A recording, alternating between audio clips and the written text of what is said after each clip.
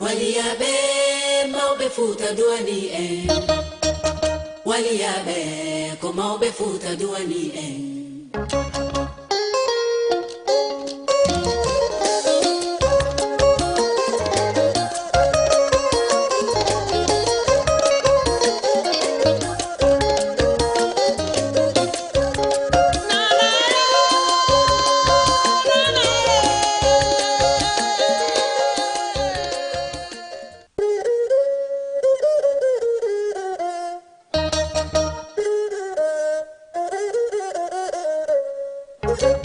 waliyabe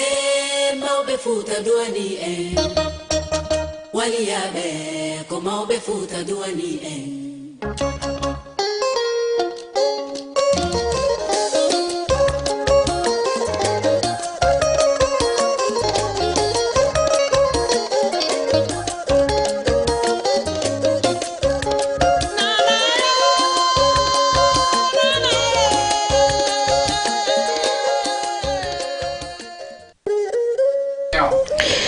Assalamu alaikum warahmatullahi ta'ala barakatuhu musidɓe amen julɓe emin suivde o sayɗo aray kon andirɗon no j'ai mali woɗon wadde présentation o émission moɗon le rendez-vous chaque mercredi même scène même heure haray hande ko menen kadi arti ɗo kono ko adi kon taw meɗen yaafini ko fota wona seeɗa parce que retard waɗi seeɗa ko honno waɗi retard on mi wolanayi o yesso ko honɗum addi retard on kono haray meccita enene goto tan hekkoɗo sengo ɗon kanka ɗo salmina o présente o woni e golle ɗen inchallah. Allez, salmini on wonɓe men darde ko Jama TV ɗo minni on soyez les bienvenus fidèles téléspectateurs de Jama TV. C'est votre émission le rendez-vous. Haray non comme nos inniri non meɗen yaafini e mon fota wona seeɗa retard mo men waɗi on haray meɗen tori o yaafuye yesso seeɗa min expliquanayi on ko honɗum waɗi o retard ɗo. way haray kono kanko Sofia no hollitir non haray ko no woniri hiɗen jogino hiɗon andi hande invité ɓe meɗen ɓe andanɗa hoorema si ɓe arino ɗo ɓe wawani laɓɓinande piiji hewɗi par ce que eɗen duwano hande débitude programme ji ɗin fi fulɓe ɓen ko yewti ɗe balɗe ɗo komo be yeehi ko ɗum heewi ka saare ɗo kono mo andanɗa hoorema ko kanko ardi guineɓe ɓen jooɗi ɗo ɓurɗo en andude piiji ɗin ko honno windori ko on faano ɗen nodde ɗo hande o wawa en andinde ko honno woniri kono noon ɓe inni tagaɗo e miijo mum Allah e kuuɗe mum donc ko ɗum miijono ɗen kono ko Allah ñaawi kon ko ɗum noon jaɓeten haray pour toujours kono min arta e moɗon yewten seeɗa donc on ɗon thème en arta e makko si Allah jaɓi kono haray joni hande kadi miɗen jogui ɗo thème mandanɗa hoorema en wawa débitude seeɗa juutata ɓay haray tan on permitali men ɗum piiji ɗon kono ber ko min wawi kon min waɗida e moɗon ɓay ɗon andi ko noon min mari Sofia. haray ko non woniri téléspectateur ɓe wonɓe men darde ko Jama TV ɗo ko tooli mon ka émission mon ɗo kono je inniri noon haray ɗe marno hande invité ɓe mais ɓe wawani hettade hettodiren ka émission ɗo haray yeeso inchallah en e wadda e maɓɓe émission go ɓe yewta en guinéen ɓe wonɓe ɗo ɓen par ce que hiɗon andi ɗum ɗon c'est à la une ni ka internet ji guinéen ɓe arno ɗo ɓe piya ka ɗuma ka aéroport international Blaise Diagne du coup haade meɗen faala yewtude e maɓɓe fi nden toɓɓere ɗon mais anda ko honno ɗum yaari ko honno ɓe waɗiri ha ɓe régli on probléme ɗon ɗi kuuɓaɓe hettaki joni comme toujours ɓayi ɗon andi ka émission mon ɗo ñande be ñande haray meɗen addani on thème haray hande thème on ko woni ko fiiɓe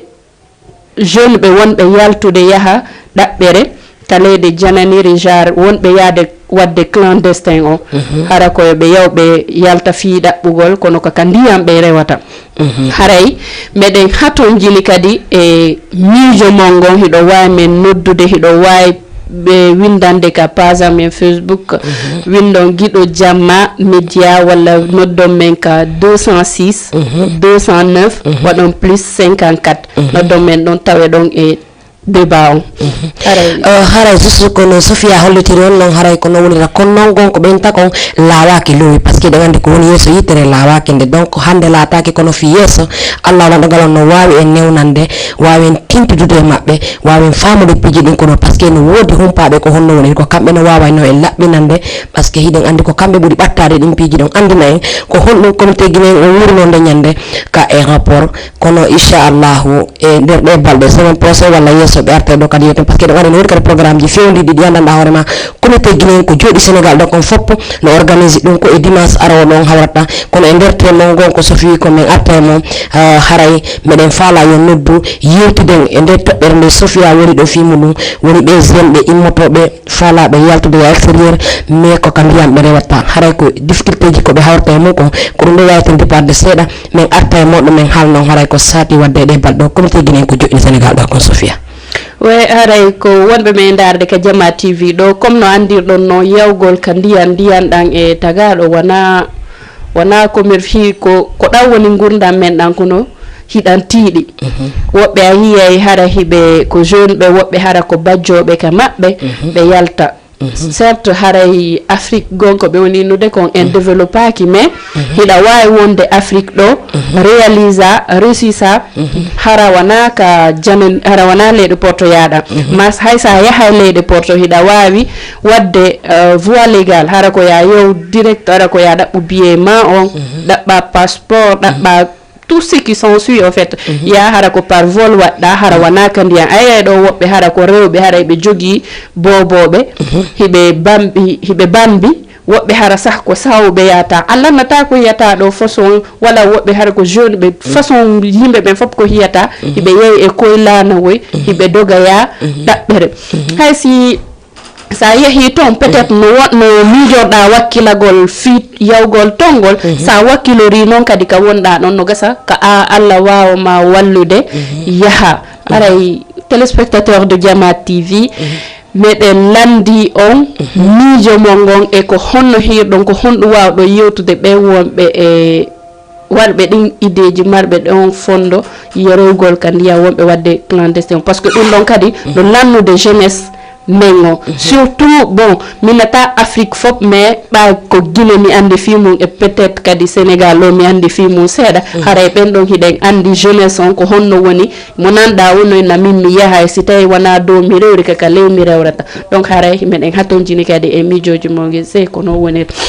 ok haray kono Sofia holliron non ko no woni kono min miɗo inni Sofia a andi no wodi kandanda hoorema jamano ka tolniɗo hande sa yi mi inna zembe ɓen do ɓe do wippo no inna mi yahay mi dabboya kono jodora non parce que yurmene den joni ɗutike yimɓe ɓen a ɓuroya lan a wawata lawalde famille ji ɗin ala walde min mi innay ko juuɗe woni jonnodiraka ko ɗum waɗi ha siɓe wippitade mais fur et à mesure comme no wirɗa noon si tawi woni neɗɗo ka wonɗa sa heeɓi fulla heeɓi fayda heeɓi diite ma on a wakkilike Allah wallay parce que woɓɓe noy moɗo yaha ton hara ɓe inna simi andu no mi luttayno kam won ɗon parce que woni neɗɗo sa hawji buy no wodi goɗɗo ko hawjanta tawa hara ɗum nafatama woni ko fof ko étape par étape mais no wodi ka sattendeji goɗɗo heɓata hara ala choix min mi wippiji goɗɗi go ko ɗum mais non fi hara yewtu ɗum ɗon kadi hiɓe wawi noddude ko numéro men ɗo eɗen maɓɓe tentiɗon wawa men andude ko o temmo men addi ɗo noon kadi ko e bere waktuji ko wati wonde ɗo kon andinon men ko honɗo yiwɗo e mum e ko honno woniri haray Sofia an ko honɗum wata noon haray conseil de jeunesse on kamɓe ɓe wadde ɗum piiji ɗon haray ko mi innata ɓen jeunesse wonɓe jeune ɓe wonɓe wadde ɗum wata ɓe comme no mi attori innude noon hiɗa wawi wonde Afrique ɗo réussisa ɗum par ce que lannata yimɓe busko tawata harano ɗo ma hay si tawi hiɓe faala yaade ɓe ɗaɓɓa kaydiji ɗin ɓe yaha hara ɓe yarali ka ndiyam imagine an hiɗa innude ɗo a yaha ɗaɓɓora jonno hiɗa yaade ka ndiyam a anda ko honno ɓen ɗo woniri anda a hewta e anda a hewtata la plupart hay sa nani parce que version ji gono toon sa yewtidi e maɓɓe directement kamɓe yawɓe ɓe no wodi yawɓe ha hakkude arti ɓe arta ɓe nama min simi anduno mi wattano parce que fi hon ɗum sonjaji ko ɓe heeɓi ko woɓɓe hara ha ɓe contribuant ɓe cotisana ha ɓe ya hewtiti ɗo parce que fi hon ɗum ɓe yaha ha hakkude si tawi a yoɓali mbuɗɗi ma si yimɓe ɓe nduuɗi ka laakoy toon ɓe liɓa woɓɓe ɓen ka nder ndiyam imagine jonno sa an sa sacrifie gurdam maɗa sabu tun fi heɓugol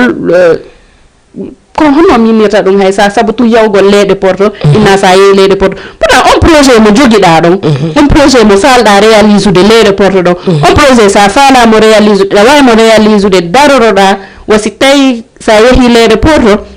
no darono to ndano Afrique daroro rano réaliser projet majum parce que lannata no wodi haysi tawi famille o wallinde tan no gasa hida wawi hiide yibbe ma be wawata weldude mudum yaada e mabbe sumetabe projet ma be wama wallude réaliser dum do ma dum ka hida wawi wakkilade goddo hiyama tawa hida wakkili e finde hunde do hida faala wad réaliser de hunde be walla ma mi jaraka goddo wonkil koko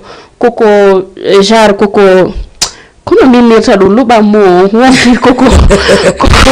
wonki koko bonnete koko merci koko bonnete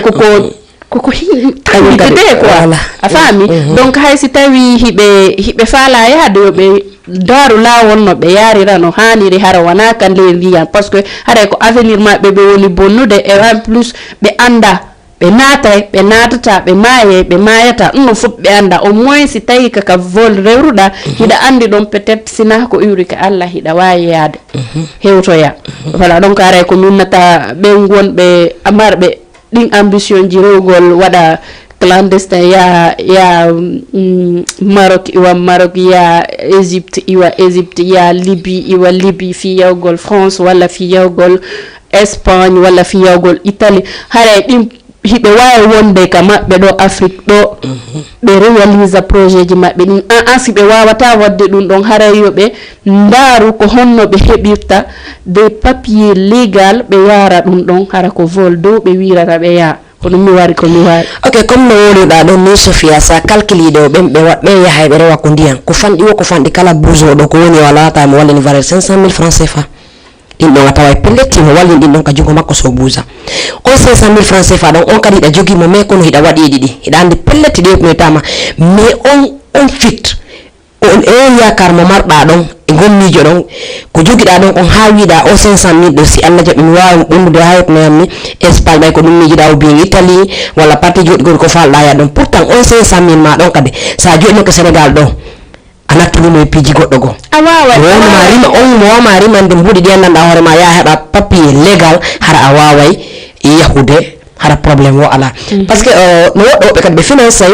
mbudi mabbe be mo ina kaydi be ala de porto me hara be janga golle fus be ala me problem ko min ko mi yehi tun kala de porto kambe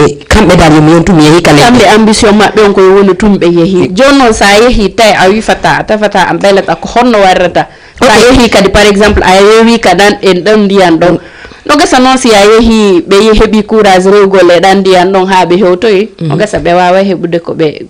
hara hibe mari genre ambition go goddum ko be to wawata wadde to Sofia mi tajalo ma don exemple hara ko Guinée yuda andi ko karabe ningol ayi Guinée anda goto andama ala ambition ay fus ari Sénégal do pum pour ya wuro hay ba do no zatide ko ngala gonga itti sikke non a wido a immika ye hakkunde kadi leyde e leyde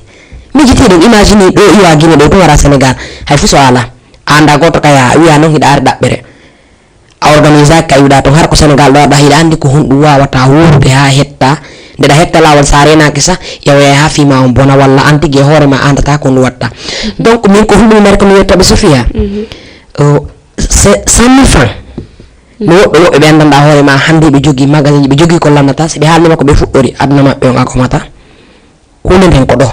ko wakkilare e hore kadi goddo min kala ko min ta kala dannoto kala miji do yaltude eto abana hore ma kandanda hore ma hande si min jesi mi ke mi yahi leydi wondi yo tayara mi do yaddi ko andanda hore ma mi do mari ko présenter min nako dum doni golle ande hara wana golle forcé dum parce que wala lede porto joni ko Afrique do fayda golle forcé parce que kam ay fiyo mabbe fop ko organiser sa yimi ke do wawdo a janga ala métier ay tun kala de porto an habbiti ko golle forcé et après bueno par exemple ko wobbe si be yehi to ngarabe comme ni danon be janga ko be yaw ka jardin ji tom be ya e dumannagol wono ikeyir ittugol duma ittugol lemuna en ka saison ngara ko duma be itta lemuna en banana en pomme ara no si tawi ko do hibe toni tani dum don pourtant golle de be yata be wada dan don ton France ton walla Espagne walla ka be yeyi ton hibe wayde wadde Afrique do dum non be développement Afrique on kono kambe nandi pour mabbe ko si be yehi tun ka leyde jananire ara ko dum do woni avantage mabbe on parce sa wadi sa hebi no développira hebi projet go a réaliser projet on no gasa 1000 wala 100 personnes aray tawa ɓen ɗon a ittay ɓen ɗon e chômage ɓen ɗon kadi heɓay kadi projet gono réalisera ɗum ɗon fof développay ko wonɗon ɗon pays mon o mais si tawi ko innugol tun koya yahu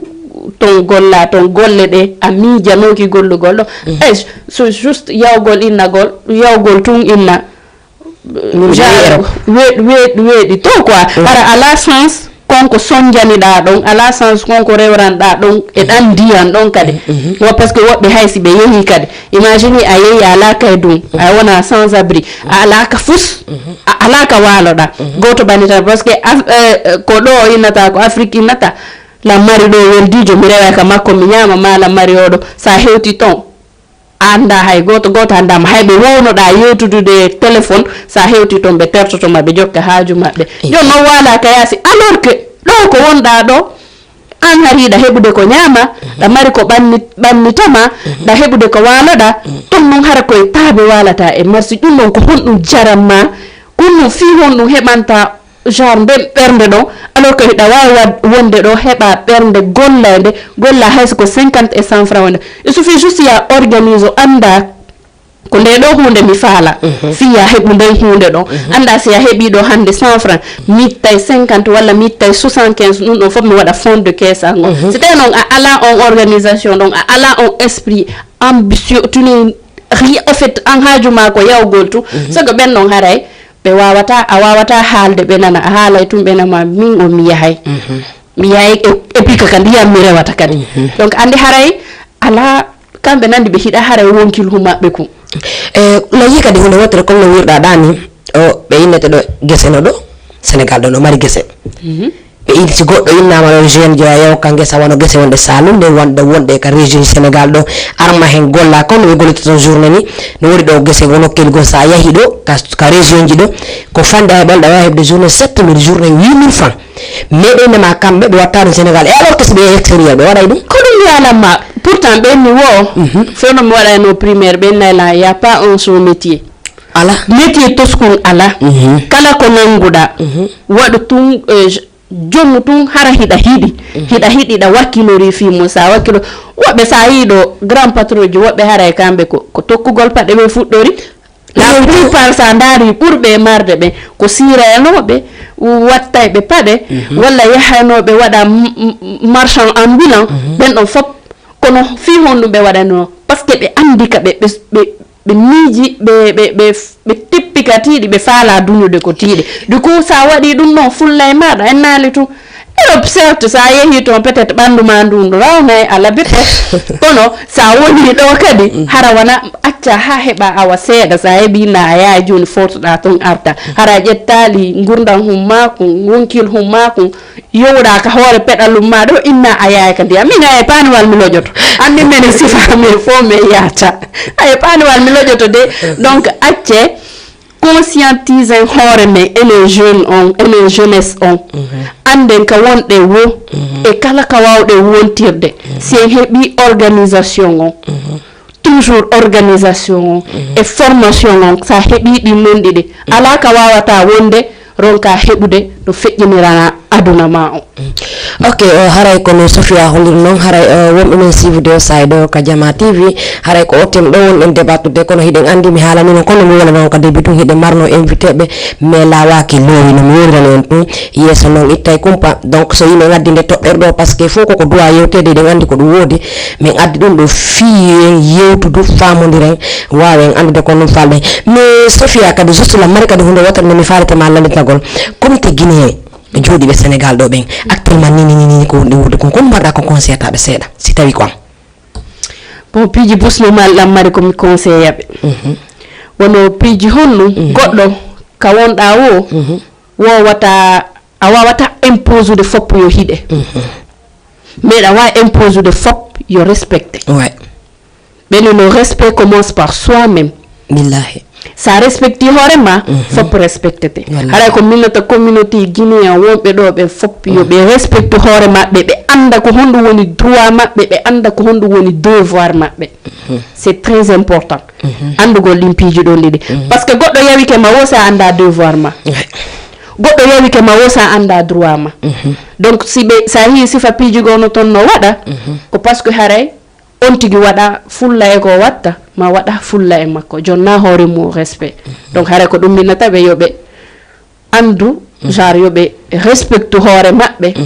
ɓe anda ko honno ɓe yarinta goɗɗo il faut wo goɗɗo sa anda kadi ko honno wurdirta e yimɓe a sonjoto le savoir vivre ça aussi c'est très important ɗum ɓuri wonde importance tagaɗo ko ɗum ɓuri wonde important e tagaɗo donc mo beyo andu ko honno wondirta e neɗɗo par ce que sa andi neɗɗo on a torsotako mo donc haray ko ɗum ɗon mi wata innode guinéen wonɓe ɗo ɓe wona kadi hunde wotere anden en fop en ar en fop si neeɓi si takkike juuti ha no laati ka hewtito en kamen comme no ɓe inni noon andi Sofia ɓe juuti wolde wo min jeeyi menen jeeyi wona goto ɓe inni goɗɗo ta yeggito ko feggi ɗon o andita ka o yani ɗon c'est parce que hande piiji hewɗi ɓe yimɓe leyɗi o hiɓe wadde ko enen holli ɓe ɗin piiji no mari valeur no mari importance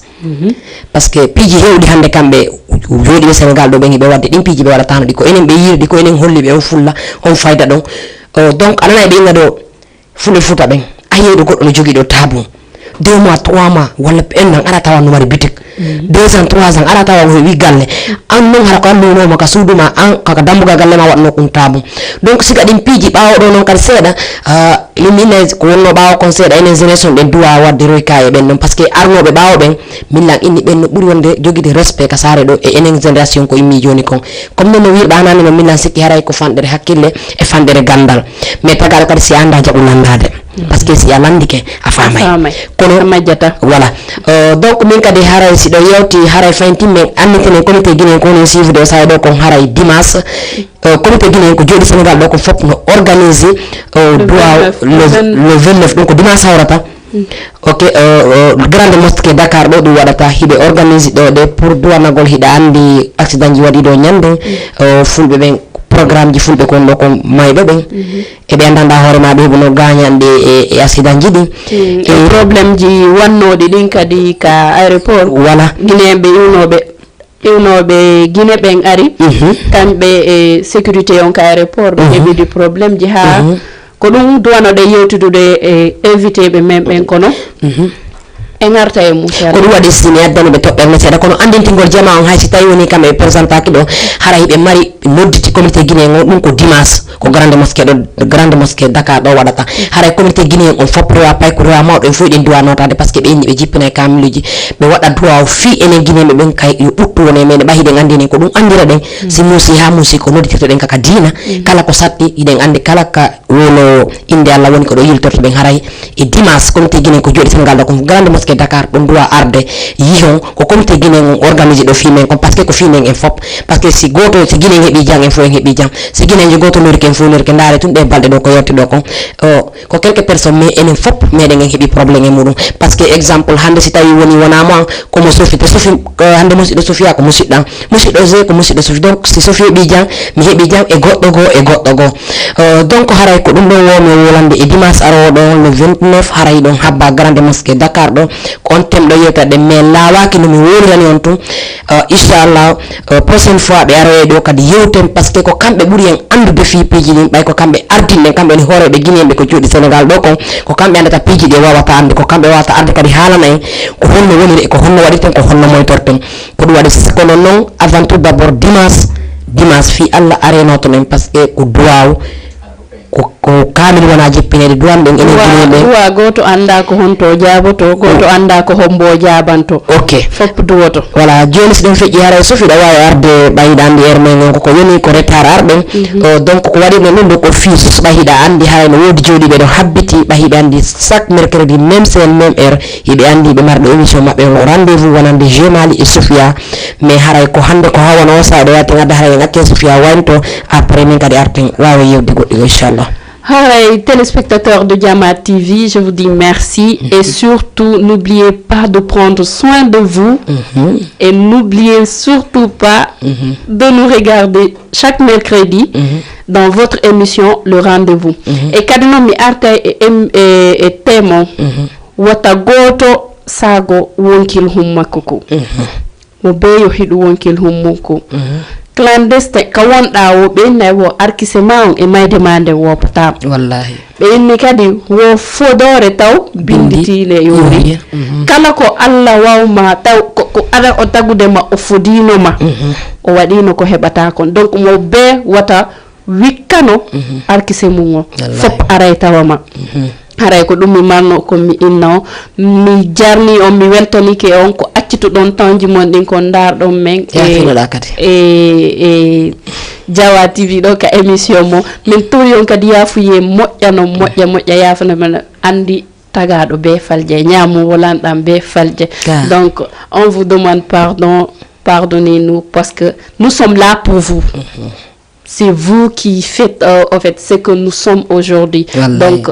restez ici, accompagnez-nous, vous êtes les meilleurs et prenez soin de vous parce que personne ne le fera mieux que vous.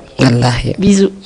Ok, haray kono Sofia woni non haray min kadi mi ara mi wayeto do mi andina haray hande temmengo ko dum do wawete wadde ba hiden andi eron o yino men natir non kono mede yafini ko fota wona seda wona non men falira non haray kadi si tawi woni men yewti do ko nani haray wona menen ko golle Allah si tawi kadi men yewti do ko tusi goddo haray on anda ko hakkila men foti non kono wona mijo amen haray mede yafini ko fota na seda mi hiwrike fu mi weltanike nene jara nene Fatoumata Binta Ly be jodi don e sikap mbaaw parce que ça nani zeze beni ko biddo hebi ko nene donc mi alama mi mantora buri ben mi mantora kadi comité guinéen ko jodi Sénégal do ko fo parce que ça nani je ko kambe vraiment mi wertano kadi be wonbe ka rési parce que so ndari do ay balejo no wontude bodejo mi do musude do ndare la mi do bursi ko wonbe ka rési den ko ben labini mi wodo Sophie ide ngandi mo wojji kono wana ton ko kambe ni labinde tan ko no ngara ko no wayde no mi waylani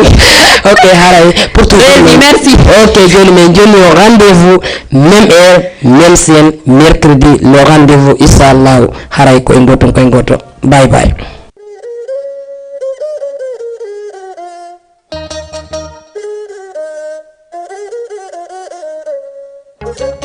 Waliyabe